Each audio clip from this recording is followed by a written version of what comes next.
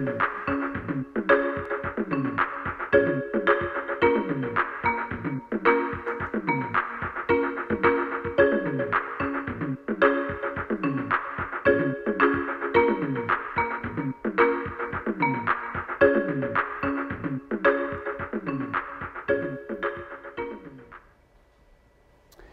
this is Neighboring, an interview series where we ask our friends what it means to be a good neighbor.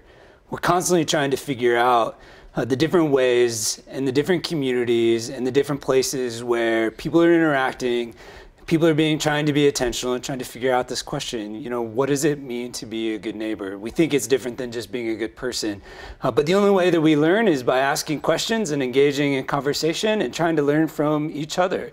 And today I'm here with Kevan Chandler, a new friend of mine who's got a really interesting story and a project that's called We Carry Kevan. And so Kevan, thanks for coming on to this series called Neighboring and hoping to share some of your story with us. Yeah.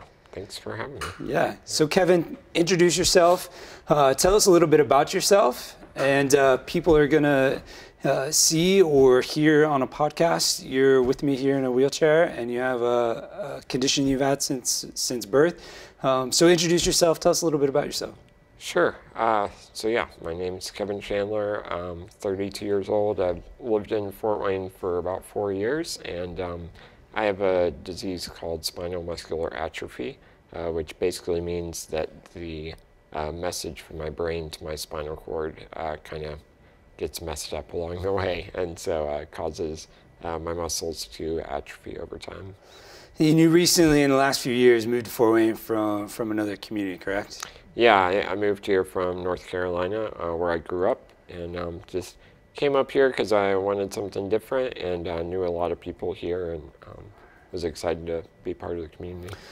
In this series, what we're trying to do is not only just interview interesting people that are trying to be good neighbors and have that conversation, but we're also trying to discuss and really expose and really kind of consider what other places like a neighborhood, which a neighborhood we traditionally kind of define as a geographic place where we all live, a bunch of houses or an apartment complex or something like that, or wherever the local coffee shop is.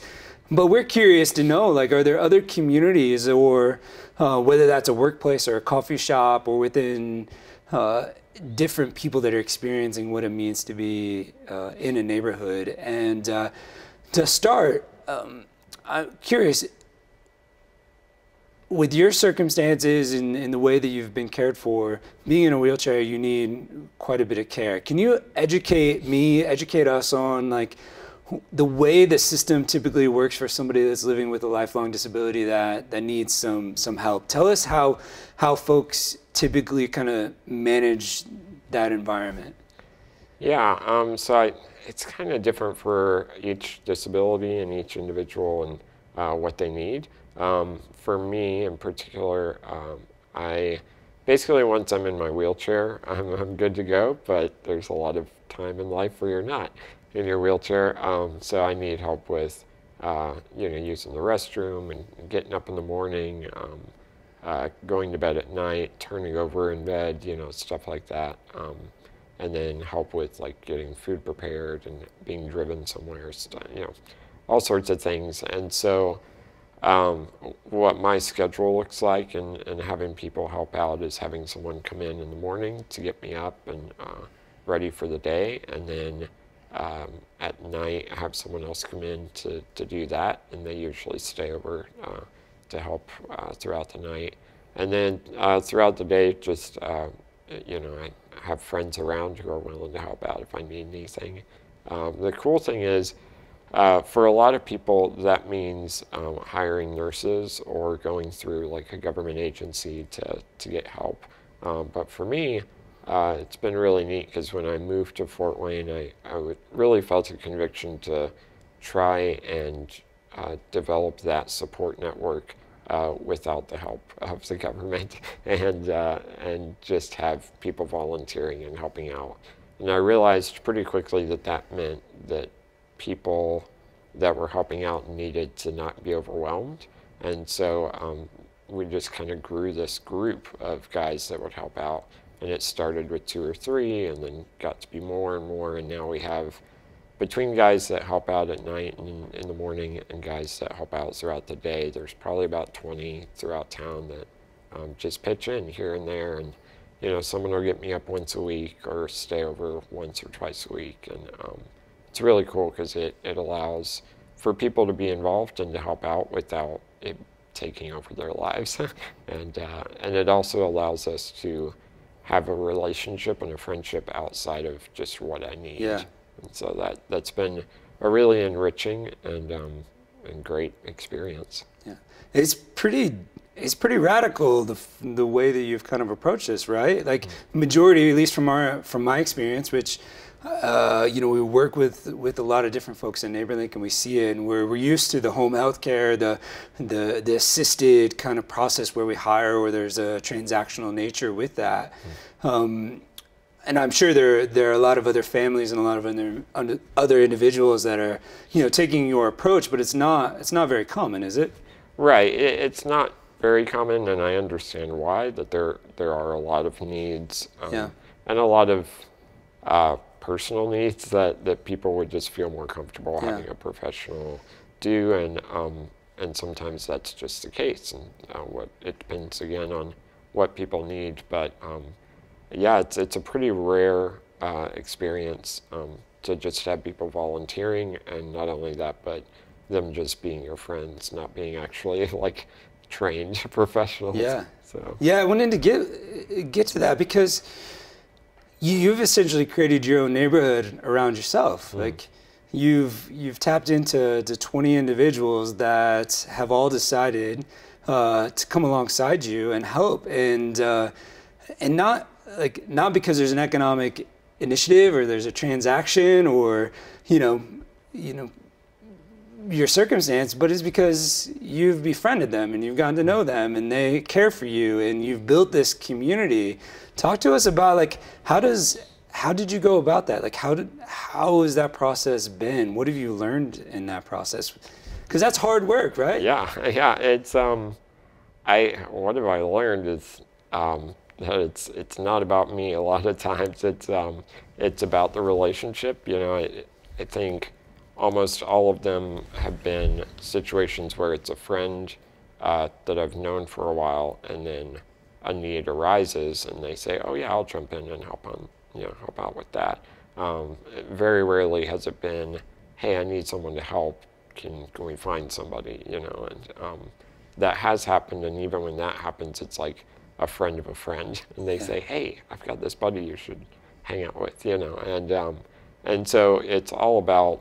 I mean, you start with the relationship and you end with the relationship, and the reason that they're helping out, the motivation is kind of this idea of, well, we want to spend time together, and this is how that's going to happen. You know, this just kind of comes with the territory of being Kevin's friend, in a sense, and so for most of them, it's just kind of, it's just part of the game, like part of the relationship. Yeah.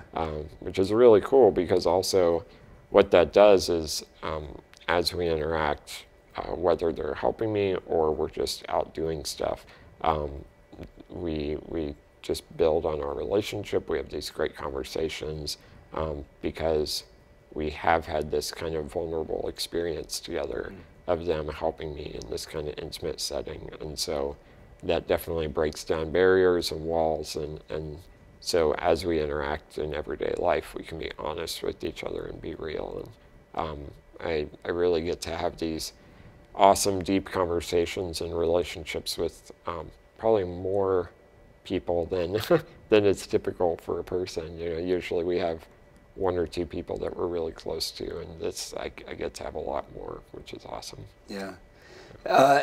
And a couple of years ago, like the proof of this in that model of like, hey, we all want to do something, and this is just what we have to do to help you, and several others kind of develop this project. And tell us about like what We Carry Kevan is all about, this initiative, and how that started, and what kind of message are you really integrating as part of that experience. So tell people what We Carry Kevan was all about. Sure. So a few years ago, some friends and I decided that we wanted to explore the sewers in North Carolina, and we decided the way to do that was to come up with a backpack, and they would carry me on their back as we did that. And it was a weird and crazy experience one night, and we came away from that kind of going, well, what's next?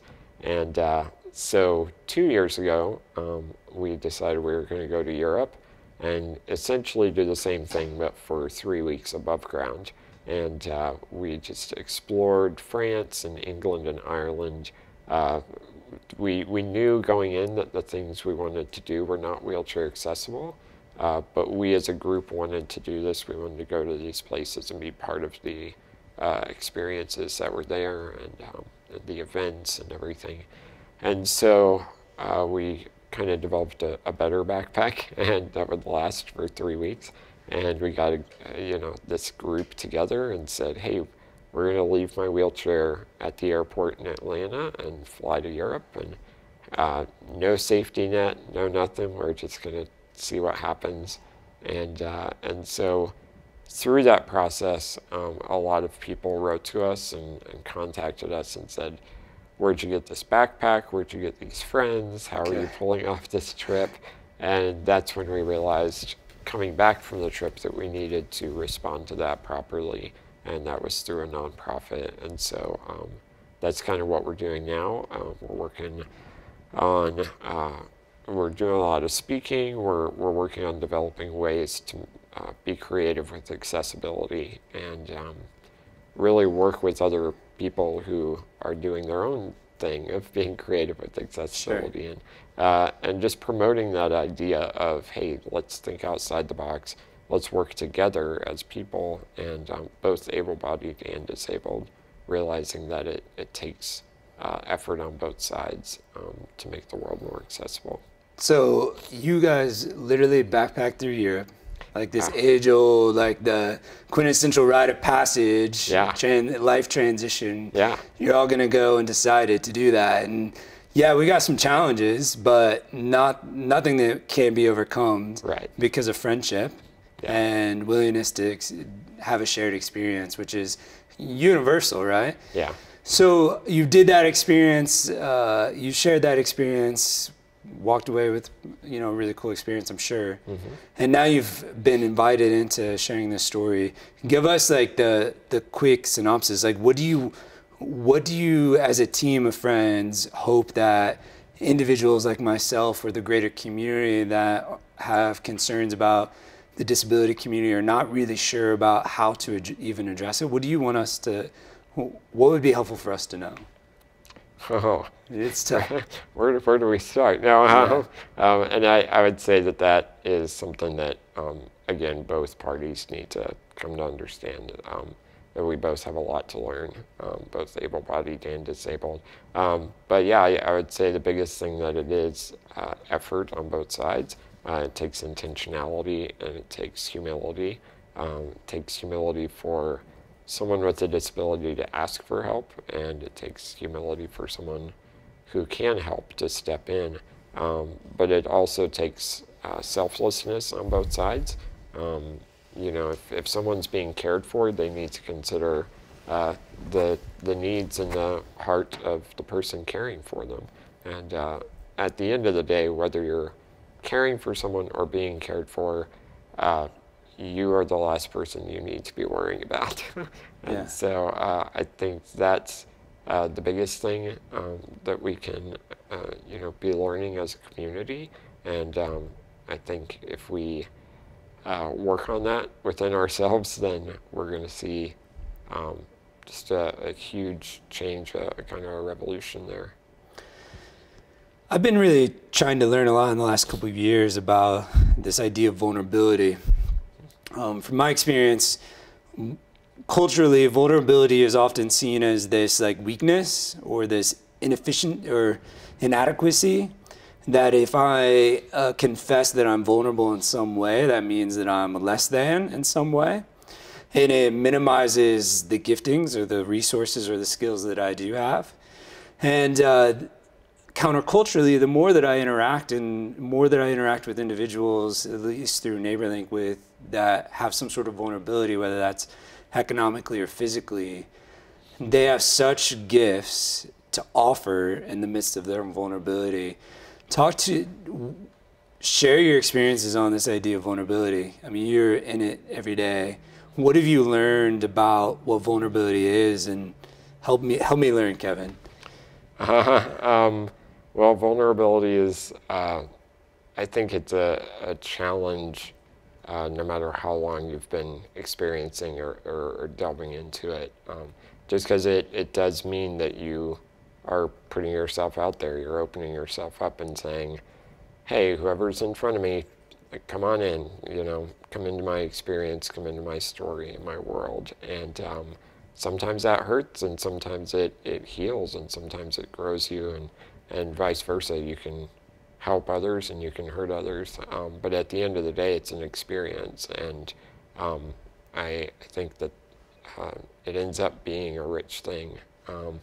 And something that I've realized kind of along the lines of vulnerability is we live in a culture that's so adamant about independence, live independently and figure out how to be independent and all this. And that's kind of, it's backwards, because we need to be vulnerable with each other and create a community. And just in the same way, we shouldn't be independent, because we weren't made to be alone, to live alone and go through this thing on our own. There's an old proverb, I guess you would say, that if you want to go somewhere fast, go on your own. But if you want to go somewhere long or far away, then go with a group, and because that's how you survive and that's how you thrive. And so the only way that you can develop true genuine community is if you are vulnerable, if you do be honest with yourself and with others about where you are.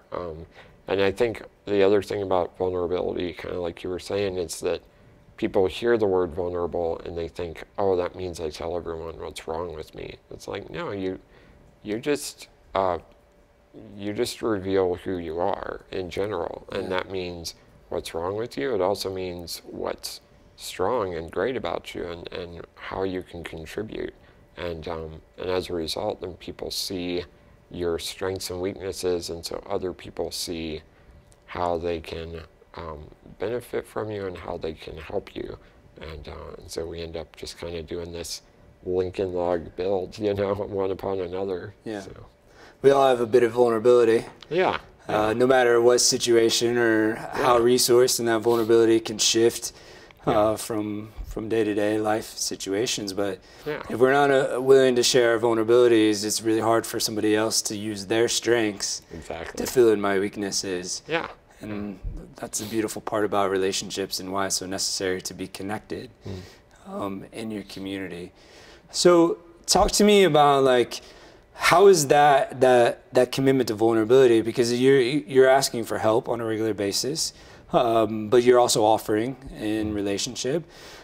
As guys, we're not necessarily always about, like, being open and talking and dealing with emotions and those types of things. But you have, 20 people around you on a regular basis that you're interacting with and talking, and they're probably experiencing both in your verbal confession of vulnerability, but in your physical. What has that done to your relationships? Like, do you think it's strengthened because of that, or do you think it's just by proximity and by spending time together you've developed the relationships you've had? Oh, I think it definitely strengthens it. Yeah, because as you said, guys, we don't sit around and talk about our feelings, but we are doers. We like action. We like being productive, and so for a guy to physically help me in my vulnerability, it kind of loosens up, you could say, something inside of them, and they end up being as real with me as I am physically real with them. And so, it just creates a deeper relationship and a deeper connection. Yeah. As we kind of work to kind of wrapping this up from your perspective, What do you think a good neighbor is? I would say a good neighbor is someone who looks at what's going on around them, whether that is in their actual address neighborhood or at their coffee shop where they hang out or wherever it may be. When they look at the people around them and the world around them, and they do an intake and they say, okay, how can I put these people before me, and how can I contribute to their lives, to enrich their lives? I would say that's a good neighbor, someone who puts everyone else before themselves.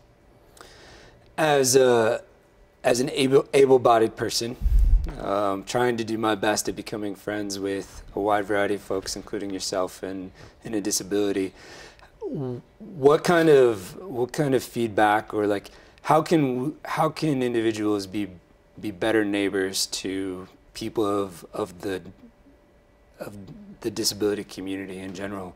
What are some things that you wish that we should know about attempting to try to be a better neighbor? I would say the biggest thing is to just be a friend, and I know sometimes, depending on the situation, it's difficult, but to look past the disability and see the person, because there is a person there, you know, and to see the heart of that person just as you would anyone, and develop a friendship for the sake of the person. And most people, if they need help, hopefully they'll ask, you know. Yeah. But I would say that to say hi because it's a person, and not because they're in a wheelchair or whatever the case may be. Just and I think a lot of that takes an examination of your own heart. It's an examination of my own heart that I have to do, and I'm disabled, so so it's kind of on either end. It takes a lot of work, and so yeah, I would say just look at your own heart and then analyze, you know, how can I love others more, and just apply that to, you know, all communities, just as much as you would any others. Well, Kevin, thanks for being on this episode of Neighboring and sharing your story with us. I think we've got a ton to learn. You're like one of the most adventurous guys that I know. And I want to go to China. You're going to China next, so yeah, I need in on this trip. Well, you can hide in our suitcase. All right. Well, another episode of Neighboring wrapped up. Kevan Chandler. Check out We Carry Kevan online, and you can learn about their trip or support their upcoming trip. And this idea that this is driven by friendship and not anything else, that we need relationships to be connected, and vulnerability is a part of that, is really connecting to me. So thanks for tuning in. Tune in next week as we are back with another episode. Thanks for watching.